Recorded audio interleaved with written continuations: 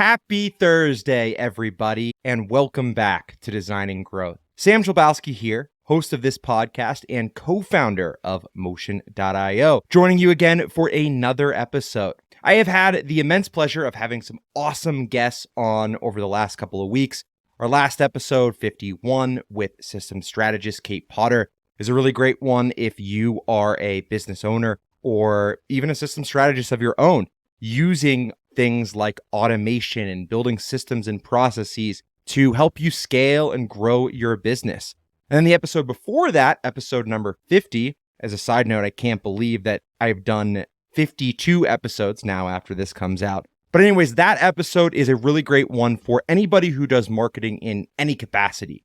If you are working as a part of a marketing team, or if you are a business owner looking for new ways to attract clients and grow. On that episode, we talked a lot about newsletter strategy and social media, how it's changed, all that stuff. So if you haven't listened, highly recommend you go back and check that out. On this episode, I'm going to be joining you solo to talk a little bit about what's been going on here at Motion.io and give you a nice little insider view of what we've been up to over the past couple of weeks. The last time I did this, I believe, was back at the beginning of August. I think that was episode number 46. And I talked a little bit about my role here at Motion.io.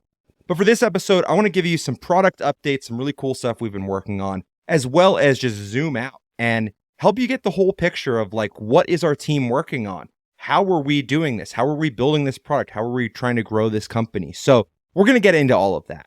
This September was a very, very exciting month for us because one of the great things that happened is our CTO, our Chief Technology Officer, and the one who is actually building Motion.io, doing the coding, Zach, came on full time. And he's been full time for just over about 2 weeks now. This is really exciting for us because Zach had been working on Motion.io, kind of like a nights and weekend type of thing whenever he could. And since coming on full time, the pace of the new features that we've been adding to Motion.io and the new things that we are releasing, it has just taken off.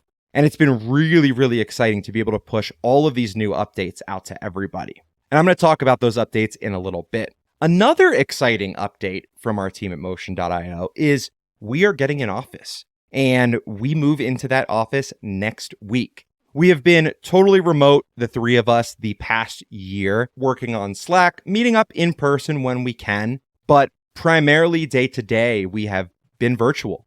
So we've got an office, and that's really exciting. It has been now, almost 3.5 years, coming up on 4 years since I've even stepped foot in an office, because at the beginning of 2020, everything started to shut down.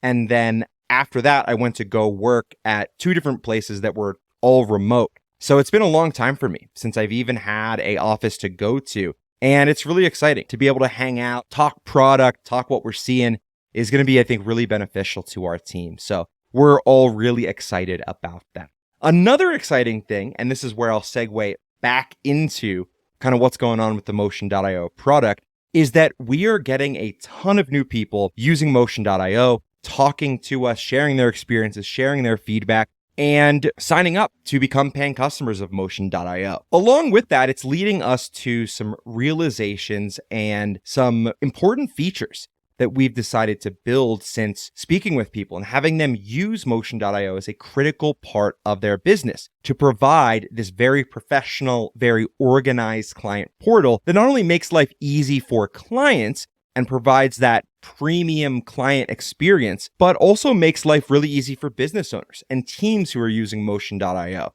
Because it streamlines your communication, allows you to have one place where all of your clients' files, all of the tasks, all of the messages that you're sharing with each other throughout projects can live, and is super accessible. You can find everything right away and have easy access to that. Speaking of communication, one of the big things that by the time that this episode releases should be live on Motion.io is chat. In addition to being able to communicate with clients through tasks that you send them, you'll now be able to have a dedicated chat messenger within all of your client portals. And anybody who is invited to a portal, whether that be clients or team members, is going to be able to communicate through. And this is a really big step for us to deliver on an even bigger feature which is offering more options for recurring work and help desk style exchanges. Right now, a lot of what Motion.io is really great for is you're working on a project, whether it be a website, a brand redesign, it could even be things like PR. We have a company who is using us to do press releases and social media management for the clients that they manage. But it works really great for that. One of the places where we have gotten a lot of requests to build some more functionality is, hey, what happens after I build this thing or design this thing for a client and they want to have me update it? Our chat feature is really the first step to making that a reality, and it's going to become more robust over time. So that's super exciting. That should be out by the time this podcast episode is released. We've been testing it all day today. Aside from that new feature, major parts of the Motion.io product itself have gotten complete overhauls. One of those things is a redesign of the client portals themselves. If you use Motion.io, you're subscribed to our newsletter, you're familiar with the product at all, you know that one of the most powerful features of Motion.io is you're able to connect hundreds of different apps by embedding them in these integration tabs where you can embed them directly in your clients' portals so they can access all of the tools that your business uses without having to jump around to different links or keep track of all of these different softwares. They can access everything right there through their Motion.io client portals. What we started seeing is that people would connect a lot of things within these portals. And if you had a ton of them, it made the organization a little bit funky. We have redesigned the client-facing portals themselves. So instead of having a list of tabs running horizontally across the client portals, those are now in a vertical sidebar. This is really helpful because before, the way that our portals worked, it was a little bit disconnected. For example, like previously as a client, if you had a task to schedule a time, you had to kind of navigate away from that task to go to that separate tab where a calendar was embedded. Now, a client can see that they have to schedule a time to speak with you, and while they are scheduling that time, quickly reference that task that they need to complete. Some other big updates that you might have missed a while back that were massive requests from our users, the ability to add multiple people to tasks. You can now assign as many folks as you'd like to a task and give them all access to that. And you can also create multiple portals for your clients. So for example, if you have a brand redesign project that has a couple components, let's say there is a website redesign component in there, a brand strategy component in there, and then a official launch for the new brand, you could have 3 separate portals and your client can now quickly toggle between them. So that's really helpful when you want to kind of compartmentalize the different things that you're working on, so your client doesn't get overwhelmed or confused by just one massive list of everything related to this project when it's really like 3 smaller projects. And the final feature that I will mention that we've added that is probably helpful to know about is the ability to share portal links with clients. For a quick refresher, Motion.io's client portals are completely login-less for your clients to use. That means they don't have to create an account, they never have to log in, or you never have to worry about them remembering a password. This was something that we did really early on. I think the very first version of Motion.io that we launched had this magic link technology because we heard again and again, clients don't want to log into a tool that they perceive as another tool. That was a big part of the reason why we added custom branding. So you can upload your logo, you can customize your portals to reflect your brand identity. But more importantly than that, as it relates to why we did this magic link thing in the first place, is that clients don't like logging in or creating accounts on other pieces of software. So we've had this technology for a while now that basically allows you to just enter a client's email and it sends them an email with a link to their portals. But one of the things that we had requested is, hey, sometimes my clients don't use email. Sometimes I'm communicating with them through Facebook Messenger or text. Is there a way that I can send them the link to their portal? And now in Motion.io, you can. So all you have to do to send a link to a client now is go into the users tab within a portal and click the button with the little link on it. And you can send that magic link to your clients however you'd like, making it quick and easy if you use a different communication platform outside of email, or if clients simply lose track of emails. Because let's face it, despite our best efforts, that happens all the time. I don't think it matters what type of business you're in, what type of industry. Inevitably, emails will get lost or things will go unread. And this ability to share portal links with your clients is a nice way around that when that does happen. Aside from those product updates, one of the things that I know that our team has found really exciting, and honestly, I think the best part of building this product, is finding out all of the different ways that people are using it, but also the things that they're using it for.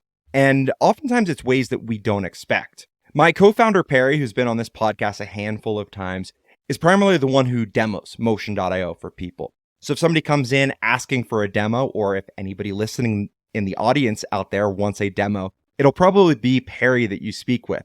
And he runs that sort of sales side of the business, while I am primarily on the marketing side, and Zach is developing the app. One of the big things that I've seen a ton of value in over my course of working in a couple startups, whether that is you as an owner or a full team of dedicated salespeople managing that process, when there is synergy between what you can also do on a marketing side. And we saw a really great example of that this week. We had someone come in asking how to use Motion.io in their sales process. And Perry had asked me like, hey, do you think you could make a portal example for what it would look like to maybe run a sales process through Motion.io? And I said, yeah, let's give it a shot. I haven't done that yet. Most of the ways that we'd use Motion.io were for onboarding. Basically, once a client has already fully committed to work with a business. But I said, let's take a stab at it. Let's see how it works. And what we did is we worked together to build this client portal example that has a couple of steps. It is a proposal that's embedded directly into Motion.io, a contract, and then finally a invoice for them to pay, as well as a calendar for them to schedule a call. So what we did to create this example sales template that could be reused with this user that we were talking to is we created then a to-do list in Motion.io. So if this company brought in a new sales prospect, they would be able to check off to-dos of view and sign their proposal, sign the contract, make the payment, schedule your kickoff call. And all of those to-dos were linked to these custom integration tabs that we put in Motion.io. And all of these things are kind of working in harmony. But what's great about that is the sales prospect, you want to remove as much friction as you possibly can there. And I felt that Motion.io did a wonderful job at accomplishing that,